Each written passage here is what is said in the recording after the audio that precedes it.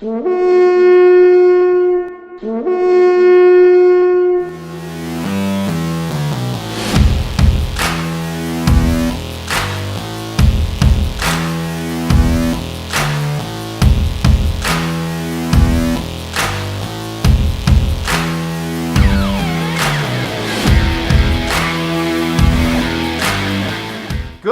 morning, Gjallarhorn. It's a new week, and guess what? We have football. You betcha. This week, our Minnesota Vikings go into town into Denver to battle the Denver Broncos. Yes, we are. What do you think of that, princess? My girl. Yeah. Drew and Princess, I do believe we get to watch this game. Yes, I think it's going to be on regular TV. I do too. Preseason opener is finally here! Woohoo! Woo! Well, we asked the group, Gjallarhorn, and then some of the contributors at Climbing the Pocket Network, if there's any questions that they would like answered prior to this first preseason game. And we got quite a few. We're the people to go to for questions, Dave. I mean, we don't screw around. We answer everybody's questions. That's right. So, how you doing anyway? Beard looking good? Got your new Viking polo shirt on? Hey, holy crap. Heck yes. Where did you get that? Look at that. Like I said, a gift from my beautiful and lovely daughter. So, you're looking pretty sharp there, bro. Thanks. Got the lawn mowed last night, too. Woo-hoo. Oh, my God. living the dream. Living the dream, baby. All right, we'll start with this first question because we got quite a few and we need to get through them. Okay, let's do it. Jump in. Let's do it. The first one comes from a combination. It starts out with our very own Jason Brown, and then Alex Goebel, who is a contributor over at CTP, and also an aspiring novelist, by the way. You can find his novels on Amazon. Plus a beer aficionado who makes very good beer, unlike the garbage that Ted drinks. Anyways. Oh, shit. He asks, or first off, Jason asks, is Nick Easton any good? And then Alex weighed in. I'll expand on that. Have we seen Nick Easton's ceiling? That would be the ceiling, yes. High. Right? And how concerned are you on Nick Easton's report from yesterday seeking a second opinion as to his mysterious injury? Now, we heard later that the injury comprises the neck and the back. And instantaneously, we got fears of John Sullivan, oh, God, going through training camp and then having his back iced and whether he's going to make it or not and all that. Well, there was further information today. If I look up my handy dandy pocket computer, Chris Thomason from the Pioneer Press writes, source said the Vikings lineman Nick Easton began to feel discomfort in the upper area around his neck after Friday practice. MRIs were taken and are being looked at by Dr. Jack Kelly in New Haven, Connecticut. My question is, can't anybody in Minneapolis look at an MRI? Vikings are expected to know around Thursday how serious the injury in Easton is. That's the Easton news. Up to the minute. As of know who else has a pain in the neck? Drew Bunting from all this offensive line injury news. I got a pain in the neck also. Maybe I ought to get a fucking scam. I need a scam or a scan? Either one. Either one at this point. I don't know, dude. Why is it always our guys? Jeez. Well, it's not always our guys. We've had. Oh yeah. We've watched other teams lose linemen already this preseason, but it always seems to be our guys, and then we're like, why can't we catch a break? He's the starting left guard right now. He's penciled. I mean, starting left guard, and he's the starting center when Elkline's out. That's 3 guys down right now. We haven't even got to Denver yet. Rem Job, he's hurt. Elf is down, and now look at Princess. She's not happy about it either. I know. Now, she's bouncing up and down. That's cool. And now Easton's hurt. I hope he gets better soon. Well, I do too. Now, as far as is Nick Easton at his ceiling, my answer to that is no. Nick Easton was drafted in the 6th round in 2015 by the San Francisco 49ers. You are correct, sir. He later got traded to the Minnesota Vikings for Gerald Hodges. Good knowledge. Later in the season. Why? Because 2015. What happened in 2015? Well, I think 2015 he may have spent most of his time in there, but then we ran into 2016 and we all know that the line fell apart. We needed linemen. Sure. He came to Minnesota. He's only played 2 years. 2. The only seasons he's actually played are 2016 and 17. Now, is he any good? He's fair. Especially when it comes to run blocking. His pass blocking, though, is decent.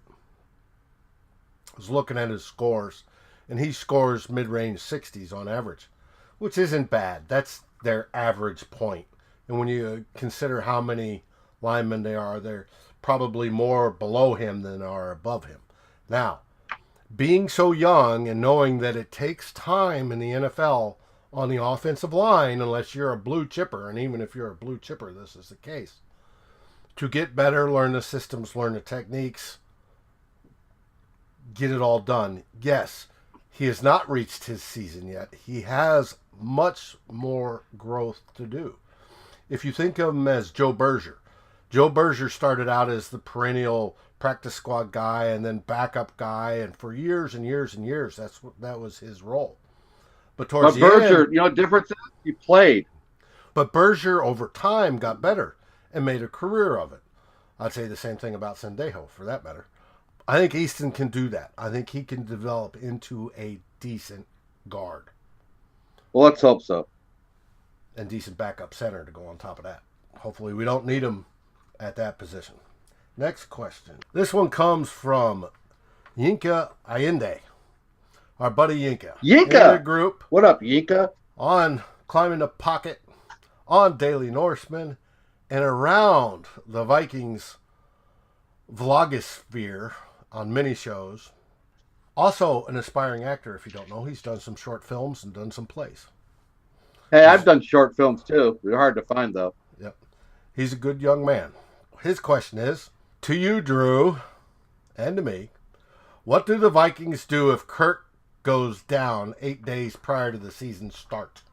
Well, first I'm going to soil myself, and then I'm going to hop in my truck and go to the liquor store and buy a bunch of bourbon.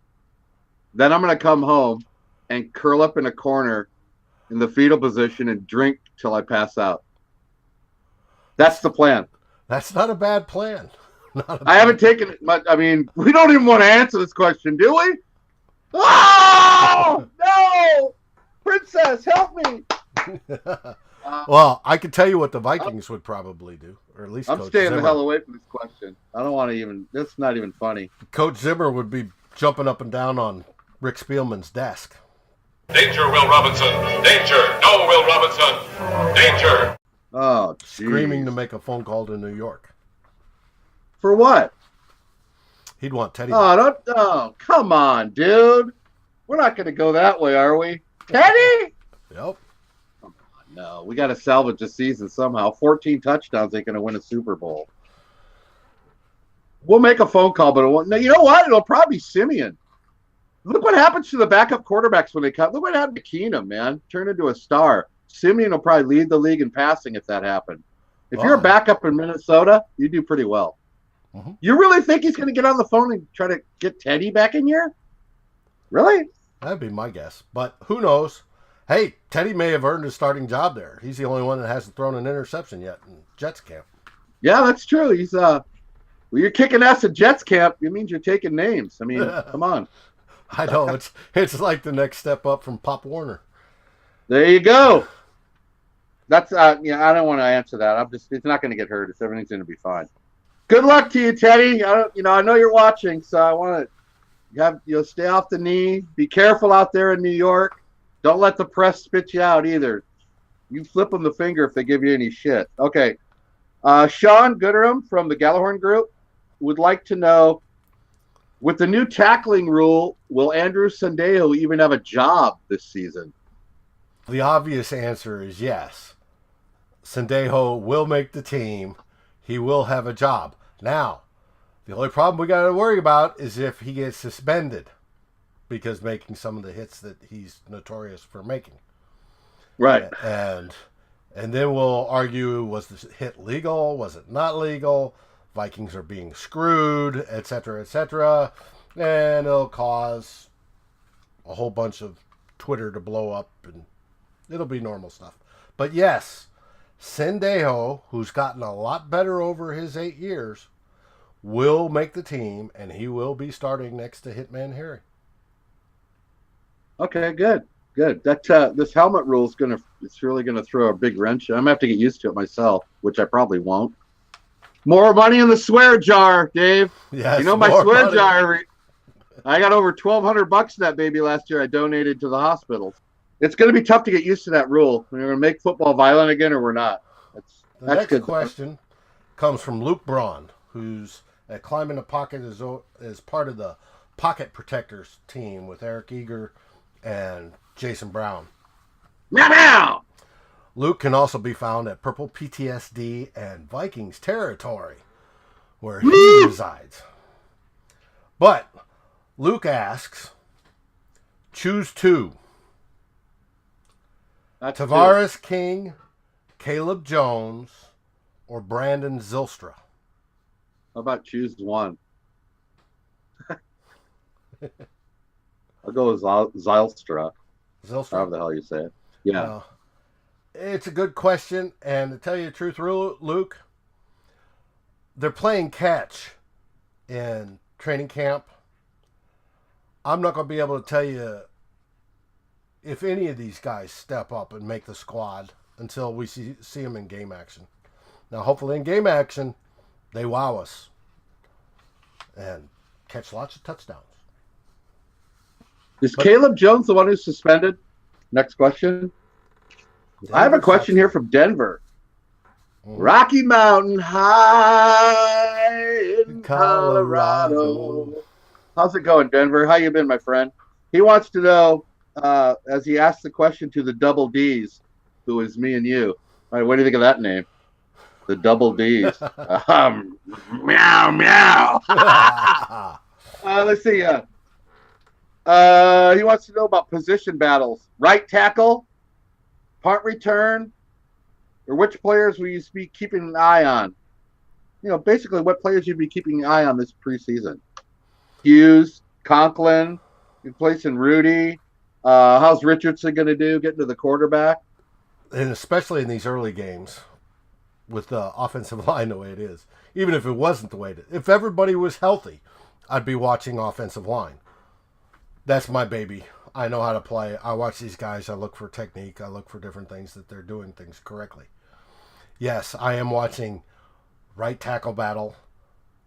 I'm watching the guard spots. The only one that I'm really not all concerned about is left tackle. But I will watch all of that. Also, punt returner. Yeah, I figure Hughes has got it. I'm not so worried about that. I'm just looking to see the young guys do their stuff. Who's going to stand out? Who's going to make the team on special teams is the key. Who are we going to accept? Is it going to be some receivers? Is it going to be, I suspect, defensive backs, Hughes and Hill will both make it. But who's going to do that and who's going to push? And I'm going to be watching that tightly. Go be watching. I also want to see Cook. I want to see how his knee looks, how he's cutting. I want to see Captain McDreamy. Let's see him in a Vikings offense. That, to me, is going to be real interesting to see. I suspect the first team may get a series, maybe 2, max, come Saturday night. But that's it. But I'm looking to see, do they get the rust off? Same with Richardson on the defensive side. I would love to see just an absolute dominant 3 technique next to an absolute dominant nose tackle next to two absolute dominant defensive ends. He might get more playing time being he hasn't been here before. Richardson. I expect him being on maybe a few more series. My 3 are Cypress Hill, baby. Yeah, baby. Holton Hill. Rock Thomas at running back. I'm anxious to see what he can do because he's super talented. And Sloter. I want to see. I've heard a lot about that guy. I've never seen him play. Right, so, he did so well last year for Denver in the preseason. No, I agree with you. That's interesting to see. And the running back battle will be a good one because who makes that third running back? Is it going to be C.J. Ham? Are we going to keep 3 and a fullback, or are we just going to keep 3 and then C.J. Ham has to play fullback / running back and try to make the team? Or we got Rock Thomas or the other good rookies that are there. Are either one of those going to step up? I think Ted Glover said Rock Thomas wasn't going to make the team. But you know what? Ted Glover's a Buckeyes fan, so we can't trust anything he says. Oh, we can't trust his beer taste, that's for sure. What the hell does he drink anyway?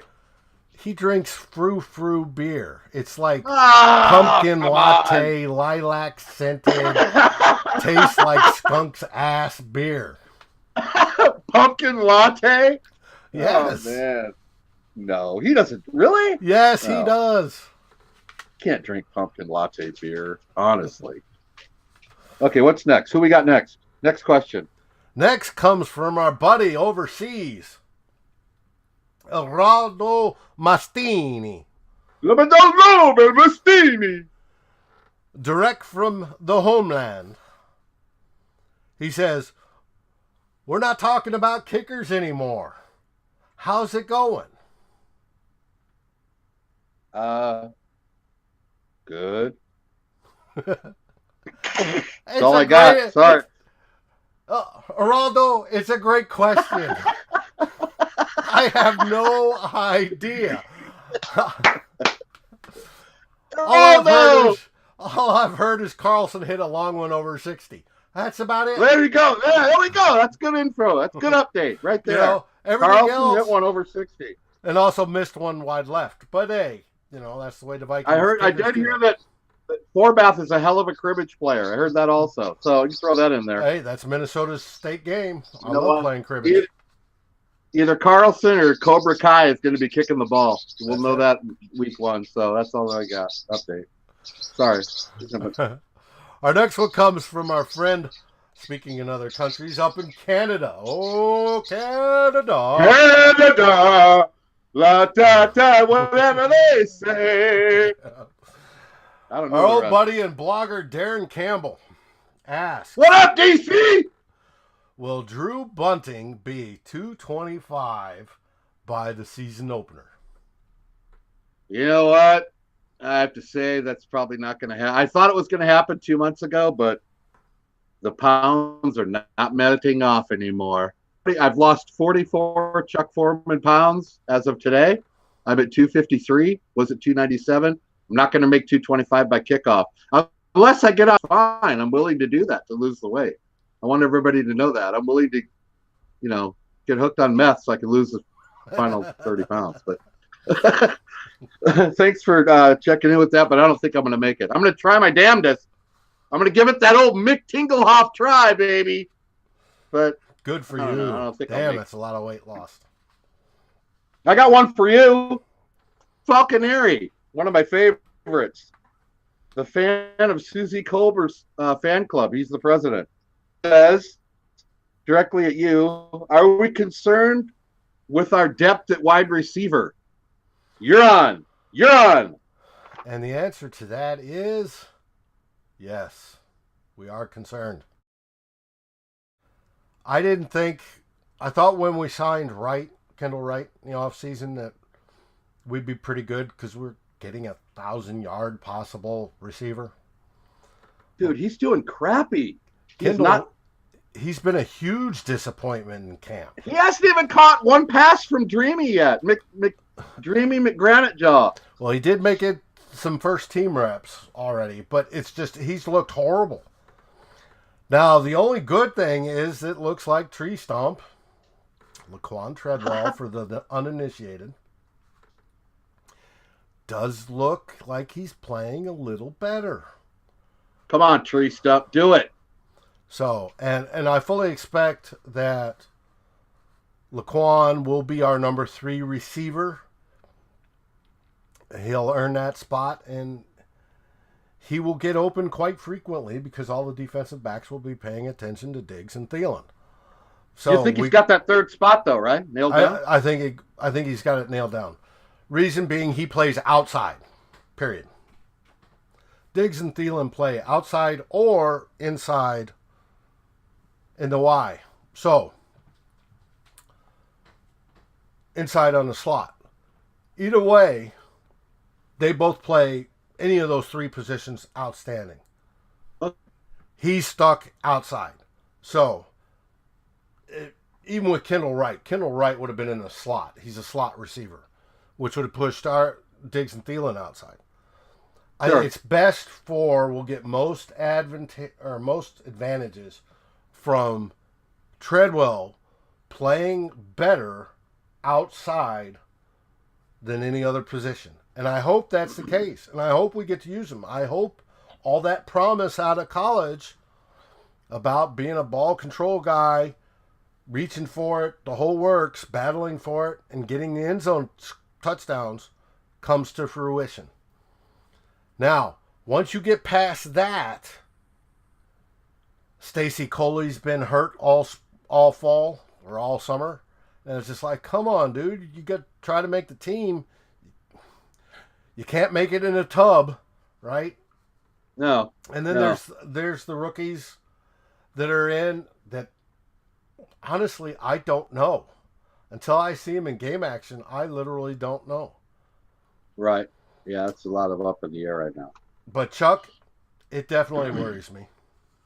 How you doing, Chuck? Chuck's a good dude. I've never met somebody that works so much in their life. The guy works like 18 hours a day. Thanks for the question, Chuck. Who's next? Oh, Mary Fisk. When we announced that Mary Fisk, the video that Mary had of her getting the tickets to her Viking game was classic.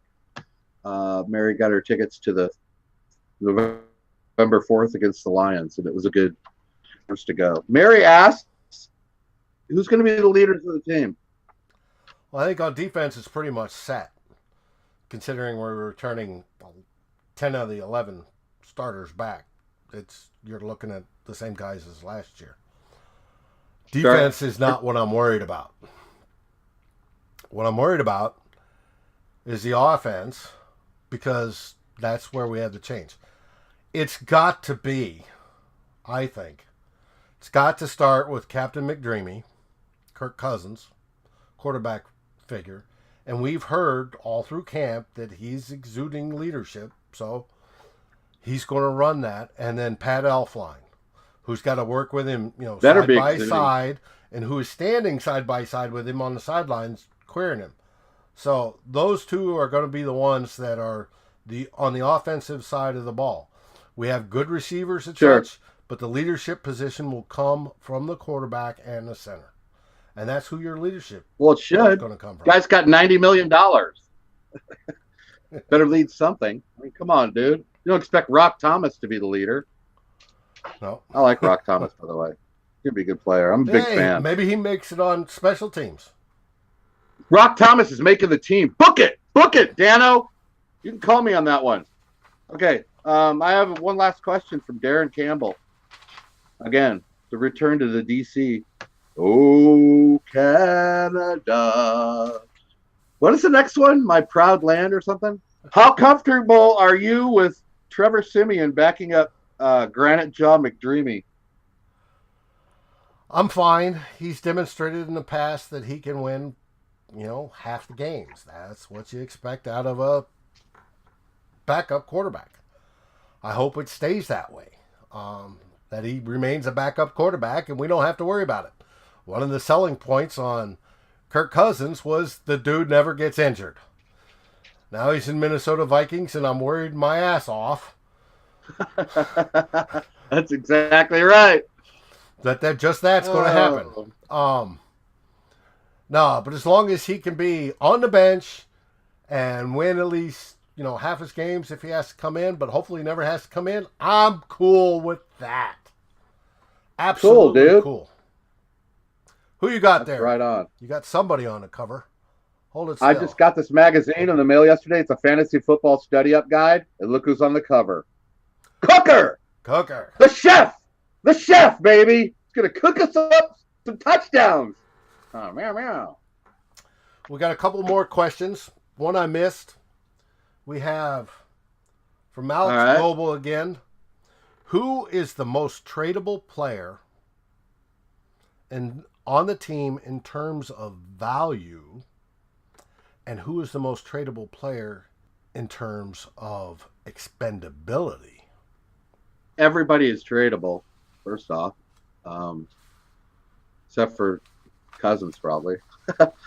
He has no trade. He has a no trade clause in his contract. You know what? If somebody's willing to sweeten a big old deal, anybody's pretty much tradable. I mean, how can you not say Barr? He's the one everybody talks like they're trading him. Look at who we have behind Barr. Wilson, Gideon. Those guys aren't as good as Barr combined. Zimmer's not going to cause a big hole in his defense by trading Barr. It's not going to happen. Let's put it to bed. Let's not worry about it. Let's stop with that Barr shit. Let's play out the season and then see what happens to him. But I do think he is. I don't know who the most tradable guy is. I do think it's Barr, Anthony Barr, and then we could get some, a number one pick or whatever for him. But who's more tradable off the hoop? Who's the most tradable and expendable? Probably me. I'd have to vote for myself on that. Oh, heck no. You are too important to this show.